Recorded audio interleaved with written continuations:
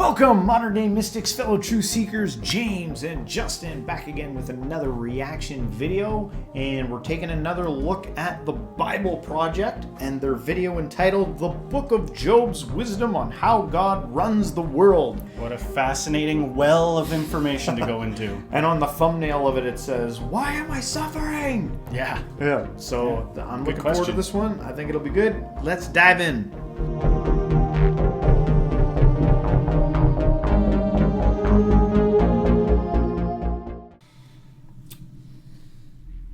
There are three books in the Bible known as the wisdom literature: Proverbs, Ecclesiastes, and Job. The first, Proverbs, showed us that God is wise and just. Yeah, we learned that God has ordered the world so that it's fair. The righteous are rewarded, the wicked are punished. In other words, you get what you deserve. But then we meet Ecclesiastes, who observes, people don't always get what they deserve. Yeah, he said the world isn't always fair, that life is unpredictable and hard to comprehend, just like smoke.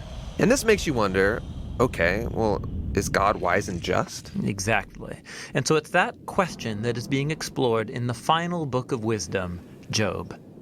All right, let's dive in. So Job begins with a strange... I just wanted to touch base with you before we move on. Do you think that's a fair assessment of those first two books? Proverbs is wisdom, Ecclesiastes is... Because Ecclesiastes... No, I think they play off of each other perfectly, because I think of Proverbs... I love the book of Proverbs. It's good wisdom, but to me, a proverb is like a piece of wisdom. It's like, if you do this or you act this way, this is how it'll go most of the time. Not all the time, but if you if you follow certain methods or practices or things will tend to work out in this fashion. And then I think Ecclesiastes just exposes the fact that, but there's also times when it won't always work out. You could be the best person ever and you could still have a horrific death. That, you could follow all the right steps and still fall into a pit. Mm-hmm. My take on it is that you can phase shift through so many different versions of regarding these scriptures. Like, I've heard what you said before. That's a popular belief system. Is Proverbs is right most of the time, right? Yeah. But to me, just maybe even temporarily, I've almost regarded Proverbs as like, if you suspend your need for literalism, and it's got to be something I can stake into, if you hold it a little more loosely, I think that you could probably look at Proverbs almost, and lots of other scriptures, as something that's just true regardless of what reality tells you otherwise. Like, if Proverbs says a fool is like this and a wise man is like this, there is a way you can regard scriptures similar to that and be like, well, then that's how it is. And then see what happens when you paint your reality with that brush. I'm just not living like a fool, and I'm going to rather live like a wise person. Because it's got, Proverbs is full of things like the fool's like this, wise guy's like this. Yeah. And so to me, I think of Proverbs as like it's passed down from kings and stuff. Like wise people pass this stuff down, cherished it, and like this is a guideline for your life. Yeah. And even if you do it that way, valid the way you said it too. Ecclesiastes, just for some references, wasn't it King Solomon? I think so. And he was in kind of a dark place. He was warned not to go seeking other gods, and he accepted a bunch of other. Had gods, took a bunch of wives, built up all these treasures. And I think, to me, I regard Ecclesiastes as somebody that has had their fill of life and now sort of in darkened, and it's all meaningless. I'm not fulfilled by all this. And so although it's wisdom, it's like a dark kind of wisdom you only get after having made some mistakes. Yeah. And so that was just my take on it. Yeah. All right. Let's continue on. Story that takes place up in the heavens, which are described something like a heavenly command center. So God is there with these angelic creatures called the sons of God, and they're all there reporting for duty. And God points out this guy Job, his servant, showing how righteous and good he is. And then one of these angelic creatures approaches. He's referred to in Hebrew as the Satan. The Satan. Who is this? Well, this word is actually a title, which literally means the one who is opposed. So out of this whole crew, he is the one questioning how God is running the world. And he proposes that Job might not actually love God, that he's only a good person because God rewards him. If God were to take away all of the good things he gave to Job, then we would see his true colors. So even in the seconds that this is there, it's rich with things to point out. Yeah. One of which, I'll just pick one, is the fact that Satan, or that person, was allowed to go before God at all. Yeah. And present something to him, and God actually listened to what he had to say. Yeah. That's, like, you could think about that, What kind of relationship did God and Satan have where that is allowed to occur? Yeah. Oh, well, that, you can go really deep down that hole, and the unifying force of the universe and God as a whole. If it's you could go metaphorically looking at that and being like, what if the God is not necessarily the being and the people, but God is the courtroom, and then everything that's happening within that is God, kind of like working within itself. Sort of like the mind. I know that's sort of like the mind. Blasphemy on certain levels. But so many times in the Bible, it's not like, and then they banished that evil devil right out of everywhere, never to be seen again. It's always like, how'd the devil get in? Yeah. What's with that? Yeah. So he thinks Job is just working the system?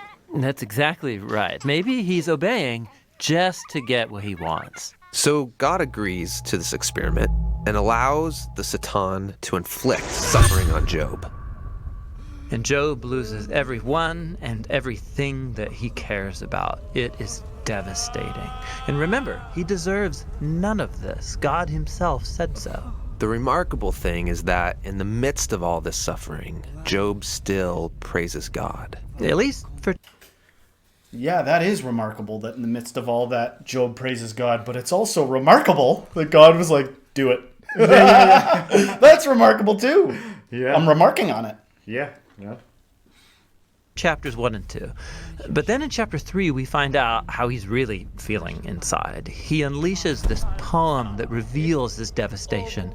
It's a long, elaborate curse on the day that he was born. After this, some of Job's friends come to visit him to offer their help. And all of them are like, Job, you must have done something horribly wrong to deserve this. After all, we know God is just, and we know the world is ordered by God's justice and fairness, so you must be getting what you deserve. And for the next 34 chapters, the friends and Job go back and forth in very dense Hebrew poetry. His friends keep speculating about why God might have sent such suffering, and they even start making up lists of hypothetical sins that Job must have committed. But after each accusation, Job defends his innocence. And Job is innocent. He is. He's also on an emotional roller coaster. At some moments, he's very confident that God is still wise and just. Yeah, in other moments, he's doubting God's goodness. He even comes to accuse God of being reckless, unfair, and corrupt.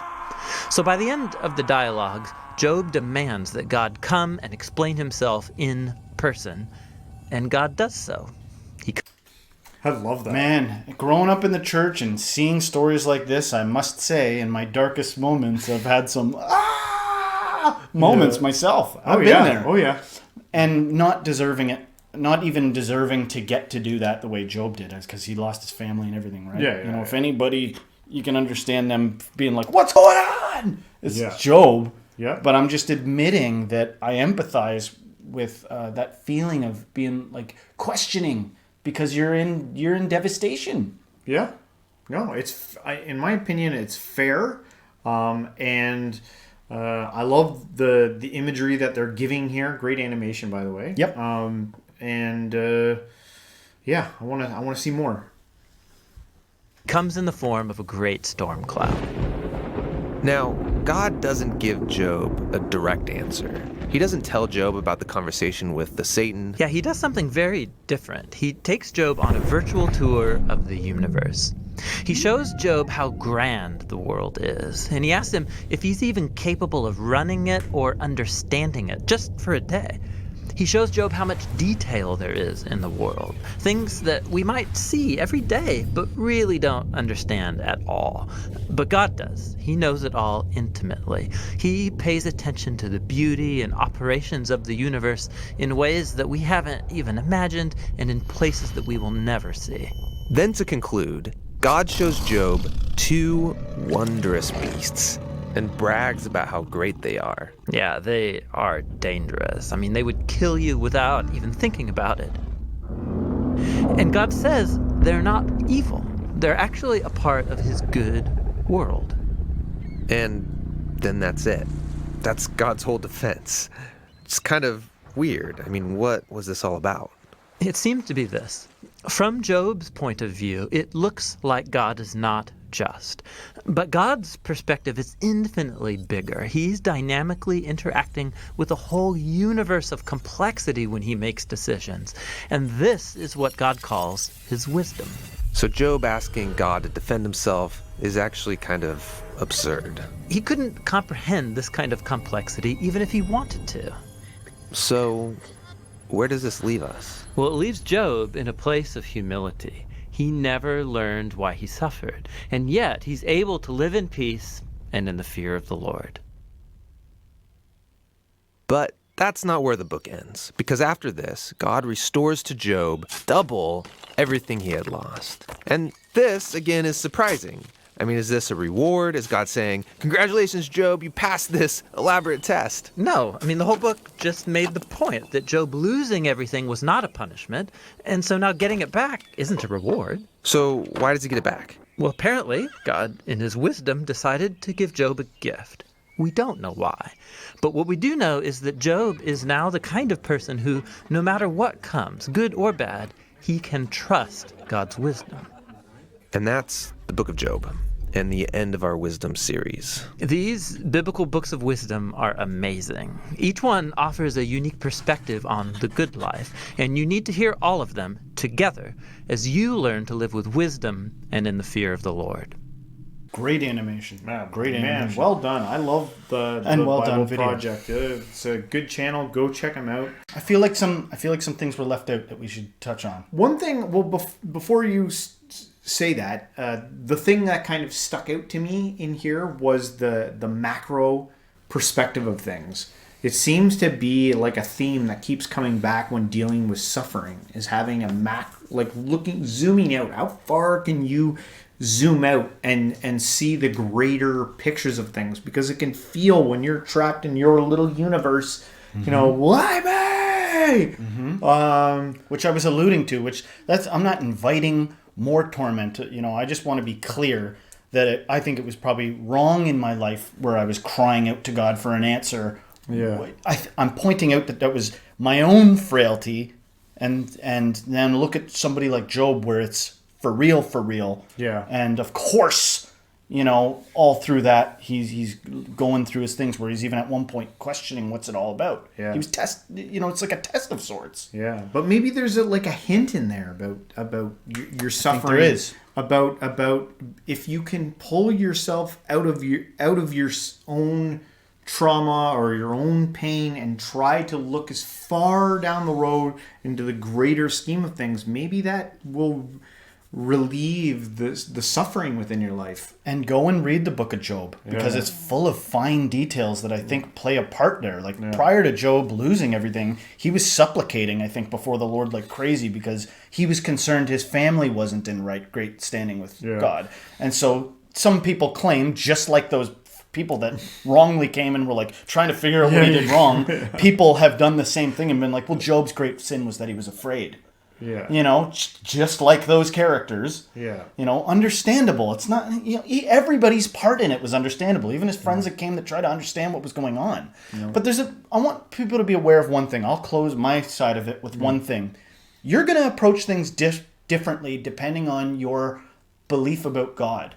When calamity strikes, if you are full of fear, you're going to be paranoid and dropping things and afraid. If your attitude is, God, I trust God is benevolent. So even when things look at their worst, I'm going to be steadfast and use this as an opportunity to hone my own skills. Yeah.